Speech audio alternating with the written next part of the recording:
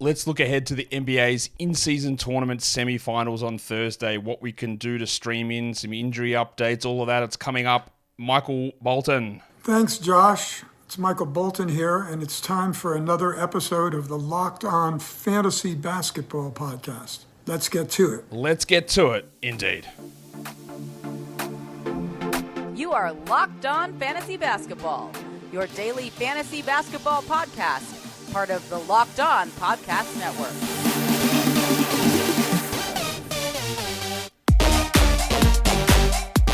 Hello and welcome to the Locked On Fantasy Basketball Podcast, brought to you by Basketball Monster. My name is Josh Lloyd, and I actually organised the Fitzroy Garage Party. And I'm also the lead fantasy analyst at basketballmonster.com, and you can find me on Twitter as always, at redrock_bball, on TikTok at redrock_bball, and on Instagram at Locked On Fantasy Basketball. Today's episode is brought to you by FanDuel. Make every moment more. Right now, new customers get $150 in bonus bets with any winning $5 moneyline bet. That's $150 if your team wins. Visit FanDuel.com/LockedOn to learn more. Actually, to get started, not to learn more. Don't know why I said that. Thank you also for making Locked On Fantasy Basketball your first listen every day. We are free and available on all platforms. 2 games on Thursday, the semifinals of the in-season tournament. The winners will play on Saturday, and that game will not count for fantasy. It will not count. The final day for fantasy this week is Friday. Thursday's games do count. Friday's games do count. No more do. So this is our last streaming day for the week because there are 13 games on Friday, and it's going to be really hard to get someone into your lineup and use them unless a big injury occurs, and then it's a really good opportunity for somebody. But then we can start looking ahead, I guess, and planning to week 8 in the NBA. So let's look at the NBA's in-season tournament. Let's look at these semifinal matchups and see what we need to pay attention to here for fantasy. And injury-wise, we don't have the injury reports out fully at the moment, but thankfully there's nothing much to talk about. Now, I can tell you right now that the Lakers, in all of their transparency, are going to list Anthony Davis as probable. They're going to list LeBron James as questionable. They're probably going to put Cam Reddish as probable. They might put Rui Hachimura as probable. They might put Jared Vanderbilt as probable. But it does not matter. None of those guys are in any danger of missing this game. I'm telling you now, they're just not going to miss it. I don't care what they say. That is not going to happen. What we do expect is that Sticks, Jalen Smith, is out for the Pacers. That's what we expect. We expect that Pat Connaughton is out for the Bucks. I haven't heard anything to suggest he'll be back. Obviously, Jay Crowder is out. I'm expecting Pat Connaughton will be out. I don't think that Gabe Vincent will be available for the Lakers, so I'm going to, at the moment, list him as doubtful. His return is coming, but I don't think he is going to play. And the only one that's truly questionable is Matt Ryan. And honestly, even if he's available, he won't play either. So honestly, we just don't have anything, I don't think, at the moment in terms of injury decisions. Maybe, again, they are going to list LeBron as questionable, and he is going to play. They're going to list Davis as probable, and he is going to play. I don't really think there's any debate about any of that, and that is going to be annoying because it's going to appear, and you're going to see that in your fantasy lineup or your DFS thing. There's going to be an injured tag, and you're going to be like, what do I do? They're going to play. All of these guys that we're going to talk about are going to play. Vincent's the only one. If they upgrade him to questionable, we're like, oh, maybe. But that's it. I don't have really any... Maybe Smith is back. I doubt it. Maybe Connaughton is back. Again, I very much doubt it. Very much doubt it. But there's nothing that's going to be... I don't think, at this point, anything that we need to majorly care about. I didn't even mention this at the start of the show, but we are going under the lens with somebody today, somebody who plays in Thursday's NBA in-season tournament semifinals, and he plays for the Bucks. And his name is Giannis Antetokounmpo, because it was a little bit of a disappointing season last year for Giannis. I got into many a spirited argument about Giannis's fantasy value last season with people wholeheartedly, full-chestedly telling me that Brook Lopez was a better fantasy player last season. Yahoo's rankings telling me Dylan Wright was a better fantasy player than Giannis, and Giannis was one of the biggest busts in the top 4 of draft picks last season. Yeah, he finished, I think, 11th maybe in -1 ranking, so again, it wasn't that big of a deal. But part of the issue with Giannis was his defensive stats just disappeared. We saw him take on a giant load, giggity, and offensively it was fine, but we had the issue with the free throws, the field goals suffered a bit, but his defensive stats disappeared. And one of our postulations this season is that with likely a full season of Chris Middleton. I guess we could debate how full that season's been, but also the arrival of Damian Lillard, is that he wouldn't have to have a 35 usage, and that could drop back down, and we might see the defense come back. There were two reasons for the defense, we thought. It could have either been the gigantic offensive responsibility, or it could have been knees rooted and can't do the defensive stuff. They were the two options, I thought. Well, I'm pretty sure it is just the offensive responsibilities that hurt. Because Giannis, even without a -1 setting, is 12th for the season. And if you look at -1, he's way higher. Over the last week, he's second. This is what we thought we would get from Giannis last season, where he was a relatively common number 2 overall pick in category leagues. Relatively common, behind Jokic. And then the defense just disappeared. But it's back. And for fantasy points, he's 4th over the last week, averaging 65 fantasy points. So what I want to dig into here is like, all right, this when I do these under the lenses, who's the biggest riser over the last week? And it was actually Giannis.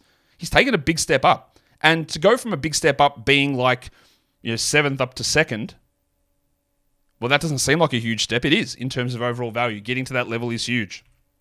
So what happened? Well, last season, he averaged 0.8 blocks, which is unfathomable for Giannis, who was at 1.4, 1.2, had 1.7 seasons in the past. He's up to 1.3 this season, but 6 blocks in his last 3 games puts him up to 2 blocks per game. He's also averaging 2.1 steals over his last 7 games. His last 7 games have yielded 2.1 steals and 1.6 blocks. That is the Giannis that made him a top 4 fantasy player in categories and obviously a top 4 player in points leagues. The knee hasn't really been a problem. He's playing 34 minutes a night.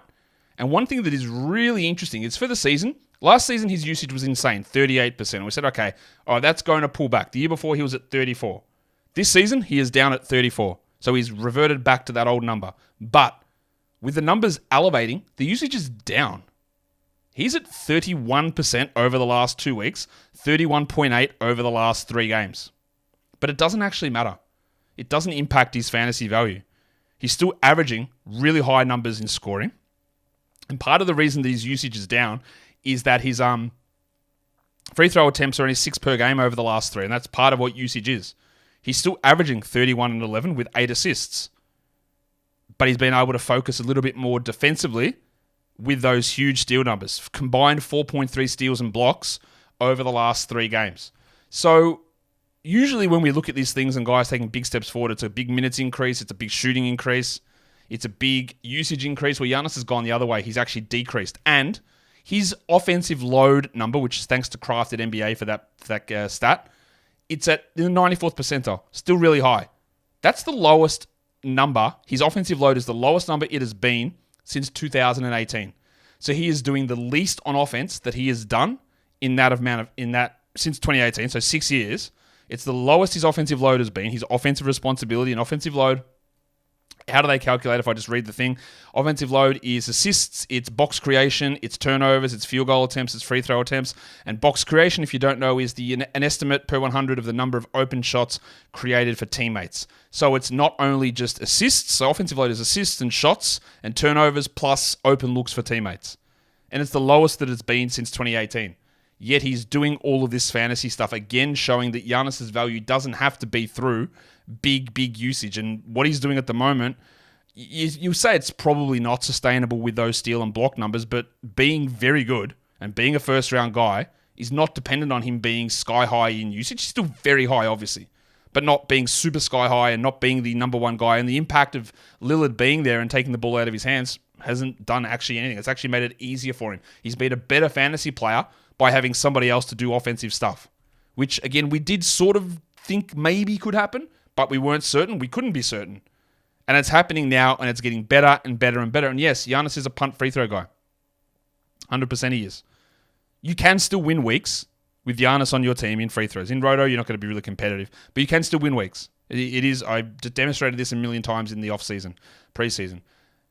But you know that when you've got Giannis. So again, the disingenuity of including free throw percentage in someone's ranking when we're talking majority of people playing head-to-head just really does limit how Giannis gets viewed. It is always why I will continue to talk about the value of a -1 ranking system versus the straight ranking system that Yahoo puts out there, because it doesn't tell you anything. It tells you absolutely nothing to see. I'm just going to look at what Giannis' ranking actually is. 28th for the season on per game numbers. What is he on totals? 18th. And that's also just not accurate. He's been a top 10 player all season. Obviously way better than where he was last season, where he was 120th. And that's because those defensive numbers have come up. And there's nothing here really. Again, the blocks and steals at that number probably aren't going to hold. But it is encouraging to see him doing this while being able to execute it with that low usage situation. Today's episode is brought to you by FanDuel Sportsbook. As the weather gets colder, the offers from FanDuel, they just turn it up and they keep you toasty. They keep you very snug. The offers at FanDuel, they stay hot. Right now, new customers get $150 in bonus bets with any winning $5 money line bet. So if you've been thinking about joining FanDuel, there's never been a better time in the action because you can get $150 if that money line bet and your team wins. And then you've got the ability to go in there with their spreads, their player props, their over-unders, their futures. In fact, we can go look at the in-season tournament. The overall winner, the Bucks, are the favorite at plus 160. The Lakers are plus 230. The Lakers at plus 230. The Pacers are plus 480. Big underdogs. And the in-season tournament MVP favorite is actually Damian Lillard over Giannis, with Brandon Ingram third. Wow, okay. We'll see about that. Halliburton's fifth. So if you think the Pacers have got a chance at winning the whole thing, or at least getting to the final, Halliburton at plus 450 for tournament MVP looks pretty good. So go to FanDuel.com/lockedon and get ready for the in-season tournament semi-finals. FanDuel's also an official partner of the NFL, and don't forget to gamble responsibly. So let's look at streams of the day now. Just, again, someone commented that a couple of things about these. Like, why don't you do a list of streams for each sort of section? I do. It comes at the end of the show. The stream of the day, these are the criteria I use. Again, I think I have to mention this again because I still will get questions. 10-team stream of the day is 65% rostered or lower. 12-team is 45% or lower. 14-team is 20% or lower. 16-team is 10% or lower. And points leagues is 45% or lower as well when we're looking at these streams of the day, and it's a cascade effect. So if you're in a 12-team league and Malik Beasley is still available, then you go and add him, right? Even though he's the 10-team stream of the day. So he would be the 12-team stream of the day. He would amazingly be the 14-team stream of the day if he was available. If you're in a 16-team league and Cam Reddish is there, then I would prefer him over Taurean Prince. The best way to look at all the individual daily projections, of course, is with Basketball Monster and having a look at all that stuff to see how I project it all out. But that's how we're reading this list. And then later on, I'll give 6 names for 10-team leagues and 6 names for 12 and 6 names for 14 and deeper and 6 names for points leagues. We'll do that at the end. But our 10-team stream of the day is Leaky Beasley. Your 12-teamer is Aaron Nesmith, who might play 30 minutes, I think, behind Obi Toppin. Your 14 team is Cam Reddish. I think they're going to remove the 7 minutes of Max Christie. Some might go to Reddish. Hopefully some goes to Austin Reeves. 16 team is Taurean Prince. I expect that they keep starting him. I don't think that'll be the case all season, but I do think that he will keep starting here. And then for points leagues, both Yahoo and ESPN scoring, Aaron Nesmith is the guy under 45% rostered that I do like. Now, I could, and you'll see later when we do the points, because when I do the streams at the end, I use slightly different cutoffs on some of the numbers, but when we talk about that later, the stream of the day, these are the guys I'm looking at for 45% or lower in points league scenarios. As I just realized, I haven't even put the list up for you guys to see. Apologies. So I went through and talked about all that without even having that list on the screen. My bad. There you go. Beasley, 10 team. Nesmith, 12. Reddish, 14. Prince, 16. And then Yahoo and ESPN points, we are going at Aaron Nesmith there for that one. So what is on my radar? We're going to look at the 2 games, the 2 semifinals. What else would we do? The first game, the Pacers in Milwaukee. Let's have a look. How does FanDuel have this one graded out? 4.5-point favorites, the Bucks. That's not that much. The Celtics were bigger favorites than the Bucks are here. The Bucks did obviously smack down on the Knicks, and the total for this one is huge, 254.5. The Bucks dropped almost 150 against New York, and the Pacers have had games all over 150 this season. So there's going to be a lot of numbers and a lot of opportunities in this one. I'm not ruling the Pacers out. I would love to see the Pacers and Pelicans in the final. I think it would be so amazing. There are people who just, man, no one would be in the crowd. Really? No one would be in the crowd. I would 100%. That's also, honestly, why I want to see Pacers Pelicans in the final, to see whether it is actually an empty stadium for the final of the in-season tournament, which there is no chance that is going to be the case. But we'll see. I want those teams to have some success. I don't want Bucks Lakers. As much as it's great for Bucks or Lux fans, I want something interesting. I want some newer teams. I hate the big market fellatio that happens through a lot of NBA media. Every team can be good and fun with good players. And the bloody Pacers and Pelicans have tons of those guys. I want to see it happen. I'm not actively rooting against them. Well, maybe I am. But I do want to see that happen. But they are both underdogs at the moment. So the Pacers, 4.5 dogs there against the Bucks. So what am I watching for the Pacers? Ben Mathurin, who remains a bench player, has played better of late. I just want to see any sort of signs that maybe he can push back to 30. Maybe he can be a 12-team league guy. Because the thing about it is he's moved to the bench, but his free throw rate is down from last season. His usage is not high. His efficiency is up. He's improved that. That is true. But he hasn't taken any sort of real significant, I don't think, steps forward this season. Let's see how he's able to be used and what the trajectory of his minutes look like. For the Bucks, it is Brook Lopez that I want to pay attention to. His usage has, as a general rule, been down. He had a couple of little spikes in the middle there, but that defensive stuff from him continues to be unbelievable. He continues to be really strong. But it's more about, to me, just watching where the usage sits, because that can take him from top 10, top 30, top 60. It just depends on how often he is used offensively and how much that changes as Middleton improves and gets more minutes. In terms of streams, well, Mathurin would be a solid stream if he's available, but the one that's going to be generally available is going to be Aaron Nesmith. On the Bucks, you don't have many options. Obviously, Leaky Beasley there, and the cutoff we use here is 45% as well. Leaky Beasley is going to be great if he's available. He's like 54 or something. Campaign is the guy that I would like over Marjon Beauchamp. And then because you're down to maybe like ESPN legend, unknown player AJ Green, who hit 9 points with 3 threes in the first half last game and then didn't do anything after that. So I don't think we need to get too excited about him. But Payne and Nesmith, I believe, are probably the two better options to go with. Outside of, again, we're just trying to look for anyone who's part of the rotation in these games. And we'll talk about that a little bit more later on. The second in-season tournament semifinal is the New Orleans Pelicans they're taking on the Lakers. I said that before the Pacers were road dogs. They're not road dogs. It's in Vegas. Like, what am I talking about? That's neutral court stuff. So, yeah, apologies for that. The Pelicans, the Pelicans are 1.5 point underdogs only. So, obviously, a real chance to win. They beat the Kings in their last one. And if I had to pick, if I go back to the first one, I think that the Bucks will win. I don't want them to. And I think the Pelicans will win. I think the Pelicans will beat the Lakers in this one at 1.5 point underdogs. The total is 24.5 points lower than the first game is at 230, which is reasonable. What I want to see here is the biggest bird, Zion Williamson, because he was remarkably uninvolved against the Kings.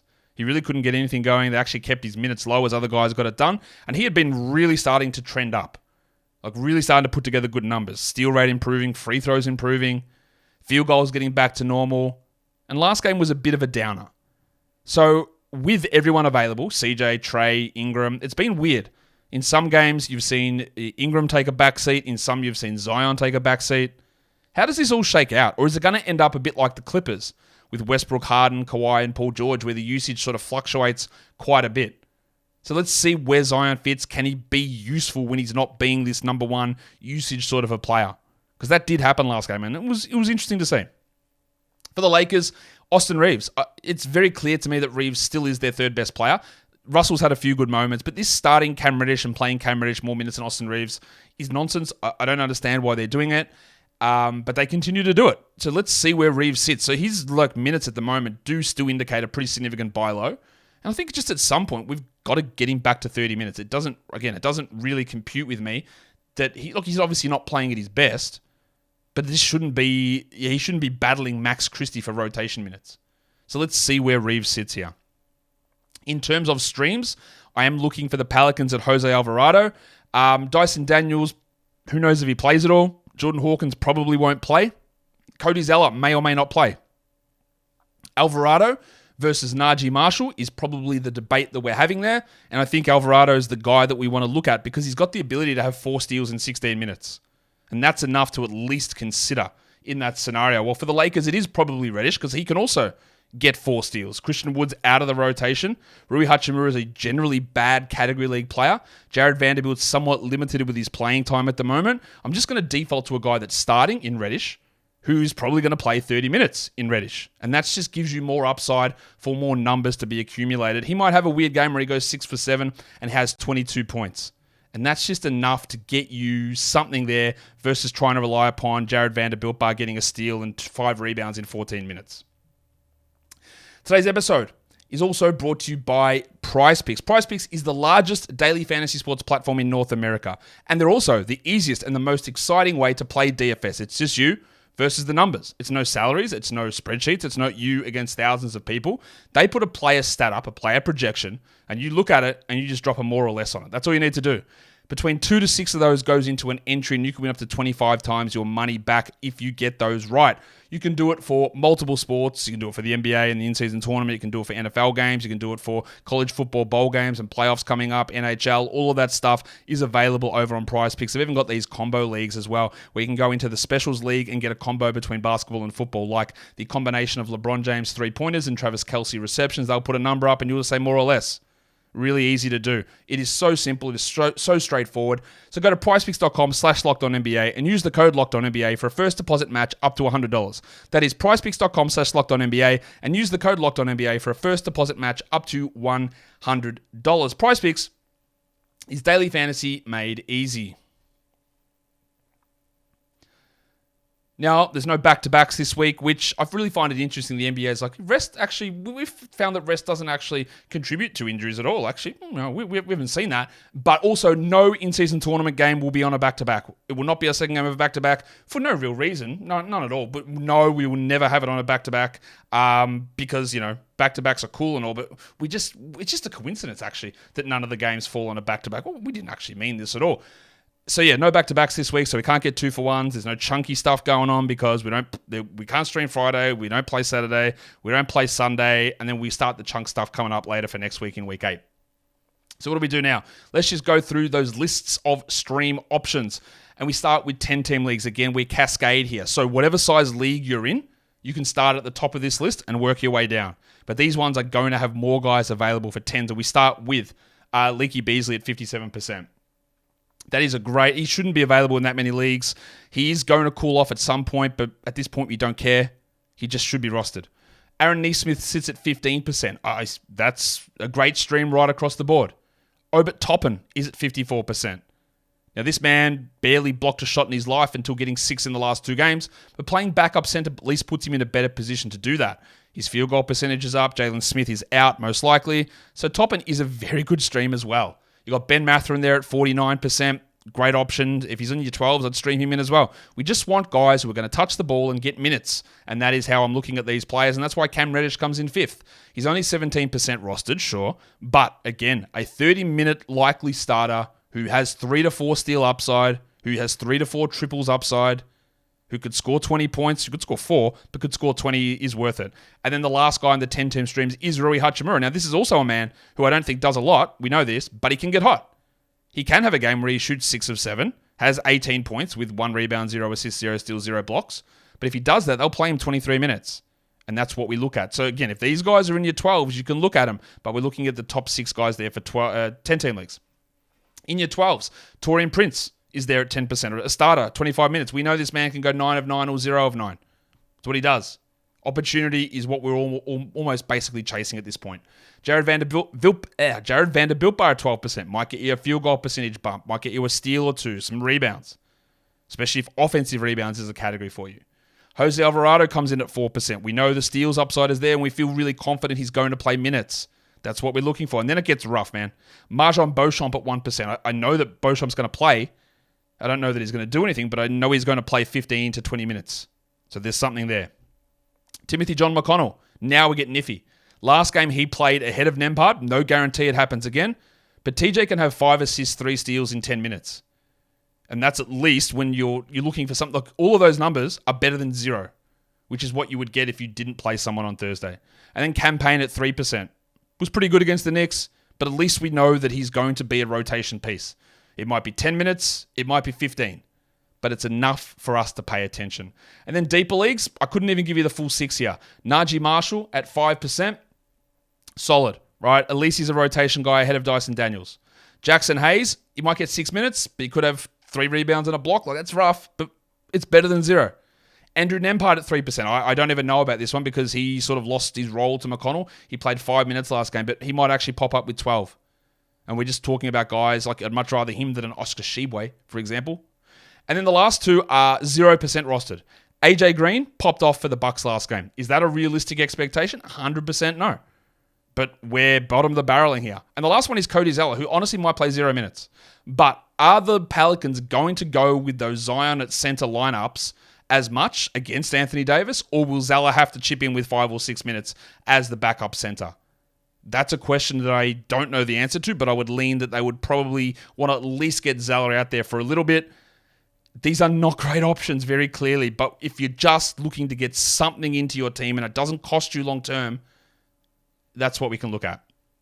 For points leagues, these guys are all available in 50% of more of leagues. Ben Mathurin sits at 49%, Neesmith at 15%, Reddish 17%, Hachimura's there, Taurean Prince and Vanderbilt. The Lakers' rotation is still relatively uncertain. That's why I've got 4 guys there: Reddish, Hachimura, Prince, Vanderbilt. We're taking upside swings. We're trying to get it. I'm looking at Reddish more because I think there's more minutes coming his way, but there is still a level of uncertainty with those guys. And that, guys, will do it for me today. Don't forget to follow this show on Apple Podcasts, Google Podcasts, Spotify, and on Odyssey.